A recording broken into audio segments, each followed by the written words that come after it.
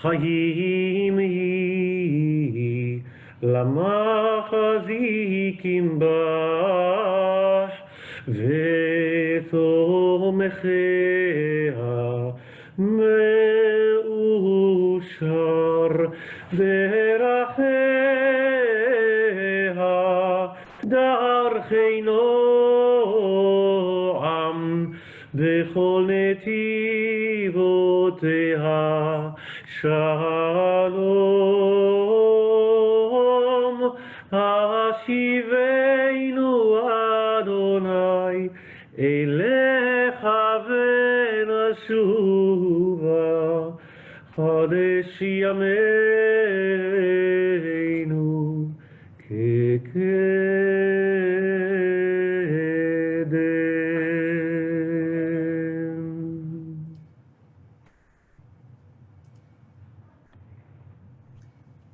Thank you again, Cantor and Yasher Koach. If it's everyone's custom or practice to look at the chat, I don't think I've ever used those words together before. There's some lovely, lovely tributes to Irene and the family coming in. Just wanted to make sure people who might not have had it open, who would open it, are able to enjoy those and see them. So these are weeks when many of us would usually be taking a step back or a step away from the regular routines of our lives. Summer and laid back, or at least relatively laid back, tend to go hand in hand. As you saw, even rabbis get vacations, and they are typically at this time of year. And mine will be in a few weeks' time. But there is an intensity to this summer that is different than almost any other that most of us can recall. The two biggest issues of this day are COVID-19 and the rallies and protests that began following the death of George Floyd, a name that will be as synonymous with the movement for racial justice and equality as the date 9/11 is with the global war on terror. You wake up one morning and the world is one way. You go to bed that night and something has changed. This feels like a summer of change. We all hope it will be a change for the better. Parshat Balak is about someone whose mind is changed by God. Bilam is hired to curse the Israelites and winds up blessing them on God's command, which overrides the instructions of his now very angry employer.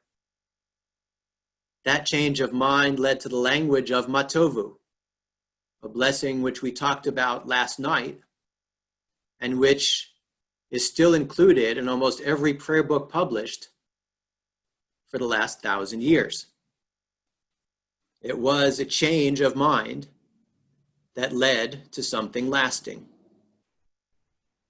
Parshat Balak also includes the story of Pinchas, which is a little confusing because Parshat Pinchas is not until next week. He saw Israelites following foreign worship practices, took matters into his own hands, and killed two people who were clearly in violation of what was then new and fragile Israelite law. In doing so, Pinchas stops a plague, but it will not be the last time the people stray from God. This will be an ongoing concern of Jewish history. Pinchas, in acting, may have thought he was effecting a permanent change of heart and practice, one that would last, but only time would tell how strongly his passion would reverberate. And the answer is actually not all that strongly. People do not generally follow Jewish tradition because of fear of what will happen if they do not. Love and the benefits of being part of a community are much stronger motivations. And Parshat Chukat is also about change of a different sort, one that is not technically available to us today and has not been for almost 2,000 years. You could not enter the temple compound if you were ritually impure, and the strongest source of such impurity was being in proximity to or touching a dead body. Judaism takes death seriously, never celebrates it, and views it with awe, power, faith, and mystery. No wonder being witness to it could transform your spiritual status. How did you change back to a state of ritual purity, to eligibility to bring sacrifices to the temple? Parshat Chukat tells us. A mixture, a concoction, including the ashes of a red heifer, was sprinkled on you. And you transitioned, you changed from one status to the other. I imagine, by way of more contemporary parallel, it is like the change from sitting Shiva to getting up from Shiva. It is permission not to move on, but to move forward. So our two Torah portions this morning contain at least 3 examples of change. And what is the expression by the contemporary author and motivational speaker John Maxwell? Change is inevitable.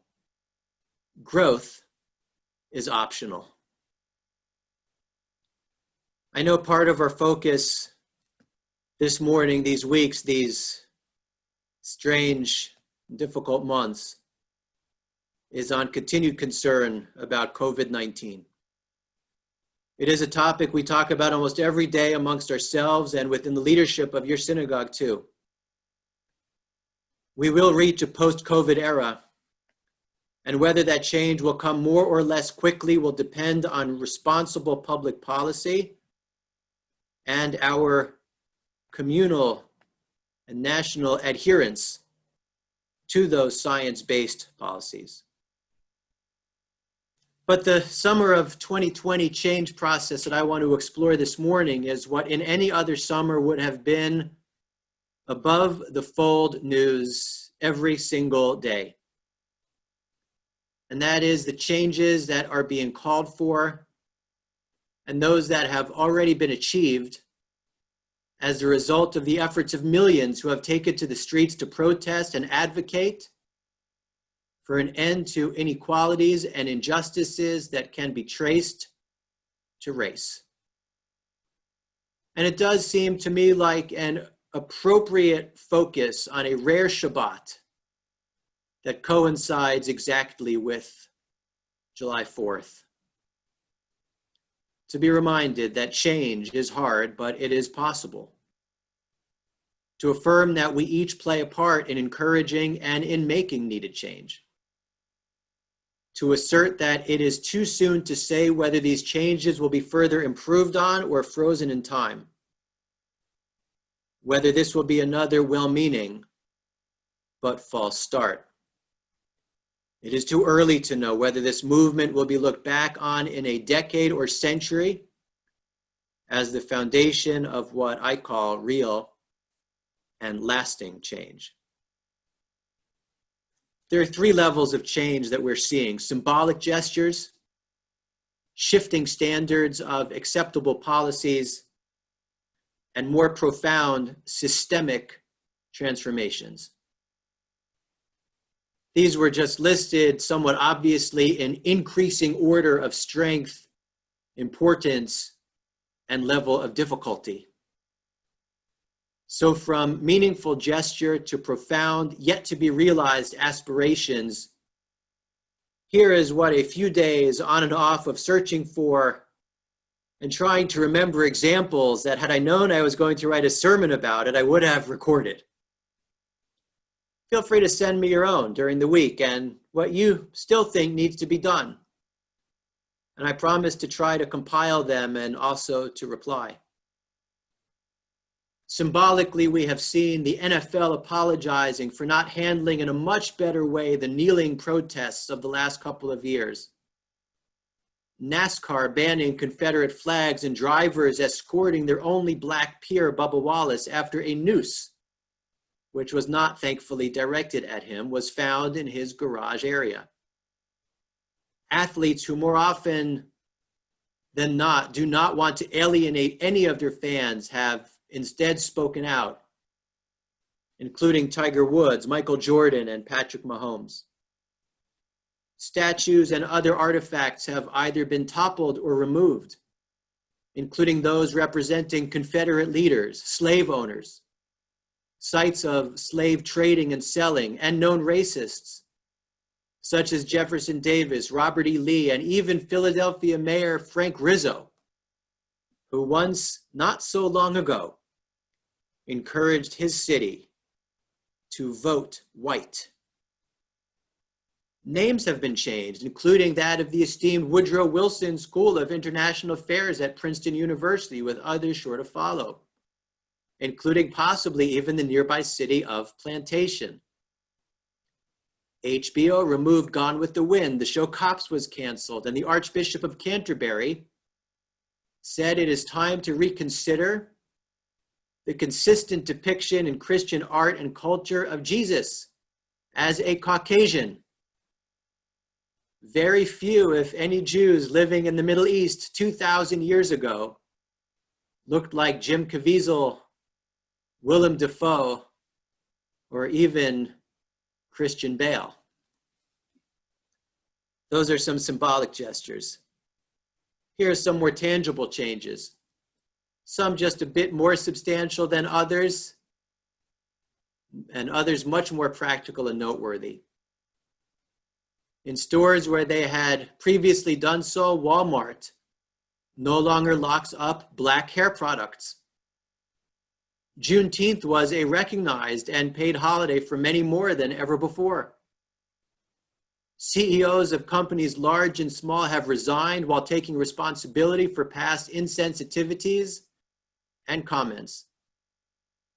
Police chiefs under whose supervision and training officers have done less than they should to safeguard the lives of Black citizens, whether suspected of crime or targeted accidentally, have resigned, including in cities such as Atlanta and Portland. Policing policies are either changing or being more explicitly taught and enforced. That list is long and includes attention to restricting or banning chokeholds, use of force policies, officer accountability, no-knock warrants, and access to and use of military-grade weaponry. It includes a conversation on defunding or differently funding the police in favor of crime prevention strategies that involve greater emphasis on youth and social services. Bias training, telling police they must intervene if they see something unjust being done by a fellow officer, and a reopening of cases and charging documents in previously stalled cases, including that of Breonna Taylor, and more attentive investigations and consequences of unnecessarily rough interactions with protesters. All because of very recent events, protests, and resulting reconsideration. And it's just the start. May all honest, dedicated, and self-sacrificing police officers be protected as they do their important jobs. And may they all do them with an eye toward ending any intentional or unintentional racial bias in law enforcement. Last are the systemic changes that will, if effected, create new pathways of opportunity, participation, and influence, at least according to the demographic strength of minority populations generally, and our Black fellow citizens specifically. Issues that are statistically provable to affect Black communities more than others include voting rights and suppression, economic opportunity and inequality, access to quality education at all levels, substandard health care, and higher susceptibility to diseases that are prevented in predominantly white areas, mass incarceration, and too many jobs that do not pay a livable wage, leaving little hope of finding a path toward economic viability, let alone security. What do we have to do? We have to be aware. We have to be empathetic. Our fellow citizens do not have certain privileges that we do. And we can both understand and use our privilege to empower others. David Harris of the AJC said in a different context, I don't like the word tolerance. I don't work for tolerance because I don't want to be tolerated. I want to be accepted and maybe even appreciated and understood for who I am. I imagine our neighbors feel the same way. On a small level, we have to call out racist jokes and statements. On a larger one, we have to be supportive of those who are struggling and find a meaningful way to add our names and leverage the power and partnership of our community toward needed change. Despite COVID, may it go away soon because of our careful vigilance to keep ourselves and each other safe until a cure is found. This is also a July 4th to be noted and remembered. We are more aware today than we were yesterday that 244 years ago, this was Independence Day for many, but not for all who lived here. As a country, we are and always will be a work in progress. From our double Torah portion until today, change can be difficult, fleeting, and controversial, and also needed, worthwhile, and lasting.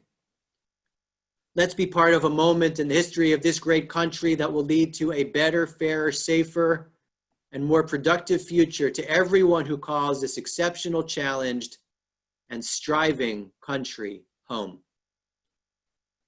I almost never give someone else the last word of a sermon, but today I will let our 34th president, Teddy Roosevelt, propel us on our way forward.